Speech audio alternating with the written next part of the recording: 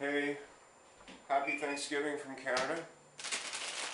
I'm going to be making quite a few recipes today, so you may see some ingredients on the counter that don't relate to the current recipe. I decided to shoot everything at the same time instead of doing one after another.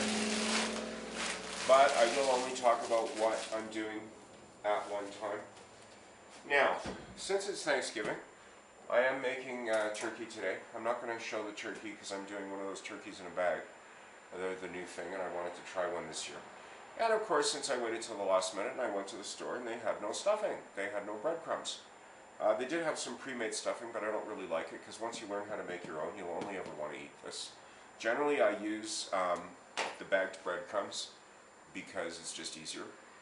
Though this is probably cheaper. I've gotten 2 loaves of fairly cheap French bread because I'm going to be losing a lot of this. And the first step I'm going to show you is how to make the bread cubes. First thing, take the bottom off. Some people like crusts in the bread, and I will be leaving some on here. So there you go. But I'm not going to put that whole bottom in because it's a little tough. Okay? So what you want to do for this is just basically roughly get the crusts off without worrying about it.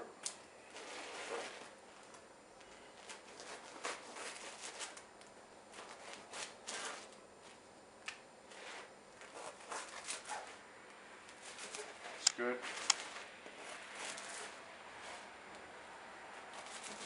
Okay, as you see, you need a good sharp bread knife for this. You can see why I got 2 loaves, because you're going to lose, there's not that much in here. And I like to make a fair amount of stuffing, even if there's some left over.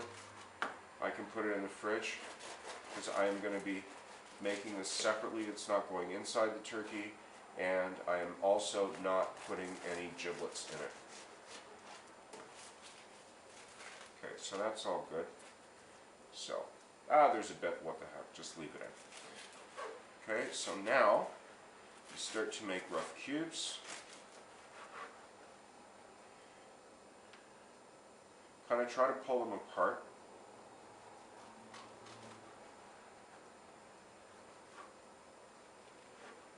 Without cutting them down. Generally you want to use stale bread, but since I'm under time here, what I'm going to be doing is I'm going to be doing a shortcut. That's why you see the cookie sheets out. I've got the oven right now on warm, which is approximately 150 degrees Fahrenheit, and to accelerate the process, that's why I'm trying to not jam these together. I'm just going to take the bread cubes, put them on the cookie sheet, and put them in the oven. So I'll come back when that's all done.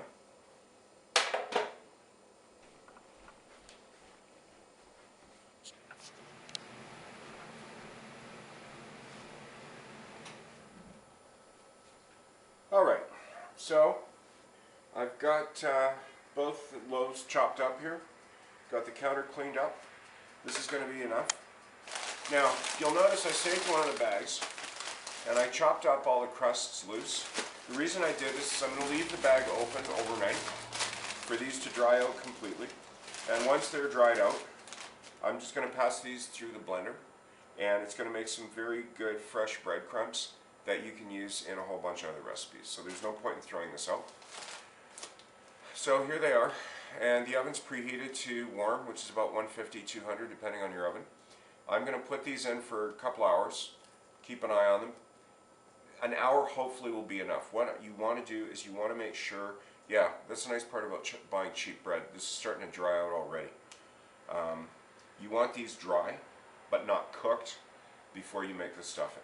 Now, just as a side note, if you chop these a bit smaller, if you wait till the bread is stale, and you chop them smaller and get all the crusts off, toss these with a bit of olive oil, some garlic salt, a bit of oregano, and just put these in the oven at around 350, 375 for 20 minutes or so. 15-20 minutes, keep an eye on them. You can make your own croutons. I'm not even going to bother to do that because it's that easy and I just told you how to do it. but give that a shot if you like croutons on your salad. So, take a look at these when they come out.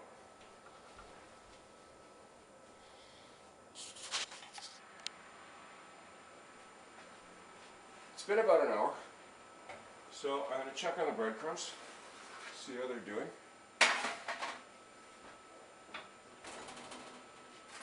Let's just see here. Yeah, these are dry. These are completely dry, and I'll waste one of these. The test on this, basically, if you can start to crumble it in your hand, okay, and you just get crumbs all the way through, and oh, there's a tight, slight moist bit left in the middle, so I will let these go for about another 10 or 15 minutes, and then they're good. Alright, so it's about 10 minutes. Plus, I need the cookie sheets for the pot stickers, so these are definitely coming out of the oven. As you can see, they're slightly browned, okay? Not browned, yeah, these are dry as a bone now.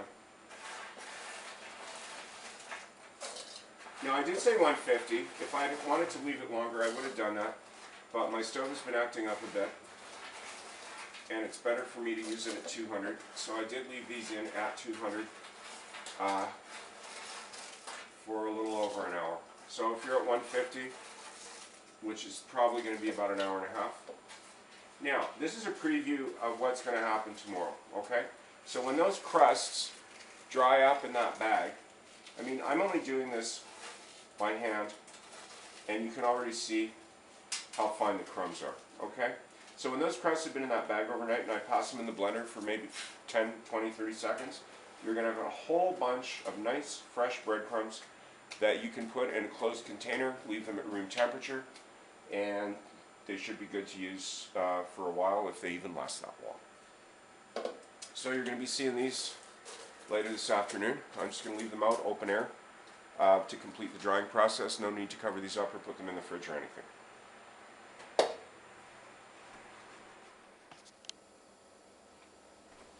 Okay, so there's about an hour or so left before the turkey's due to come out of the oven. So it's time to start the stuffing. I think I've done dishes about 2 or 3 times today. Been a busy day. Okay. So, for the stuffing you need the breadcrumbs that I did earlier in the day. I use 2 onions, some people use 1. I like a lot of fried onion in this. I've got 3 celery stalks. Okay, that I just buy like this from the store. Some spices. Salt shakers around here somewhere. Okay, so you got salt. Yeah, my pepper mill's busted, but it still works. Salt, freshly ground pepper, poultry seasoning, Finn's herbs, or fine herbs, and some celery salt. Your choice of spices will be different, probably. Basically, you do what sort of tastes like turkey, stuffing, and what's good for you. First step in this, just leave the celery and the stalks in the bag for now. Do the onions.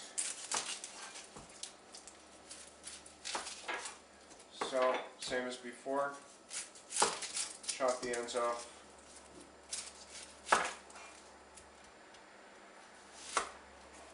Cut them down the middle. Okay. I'll do the peel and come back and show you how to chop them up quick again. Okay, so turn the pan on. I like to get my pan started about medium-high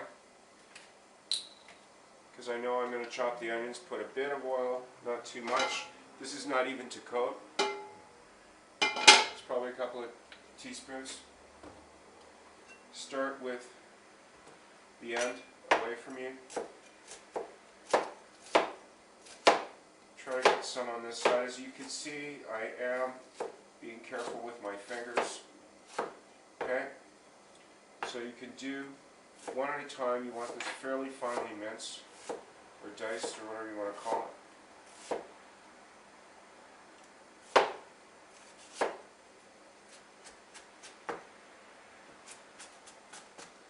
Okay, so that's one.